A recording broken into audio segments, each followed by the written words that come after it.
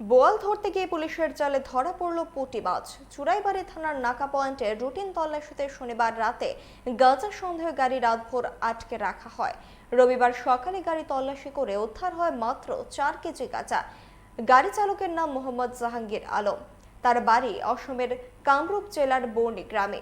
সহচালক বিল্লাল হোসেনের বাড়ি কামরূপ জেলার হাবলাখা গ্রামে। দুজনকে আটক করেছে পুলিশ। রোজ যে রুটিন মাফিক চেক ছিল তা আজকে সকাল প্রায় 11টার সময় AS 25FC 3529 যেটা কন্টেনার ট্রাক ছিল 6 চাকা, যার মধ্যে অনলাইন ডেলিভারির কিছু রিটার্ন সামগ্রী ছিল। তো ওটাতে চেক করায় আমরা 3টি প্যাকেট পাই।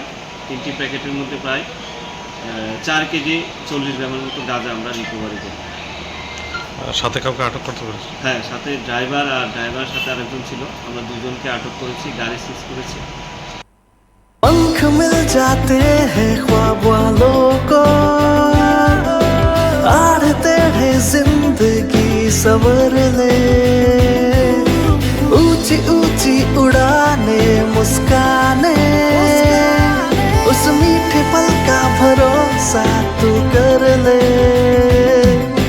जिंदगी में कुछ बनो है Techno College of Engineering, Agartala.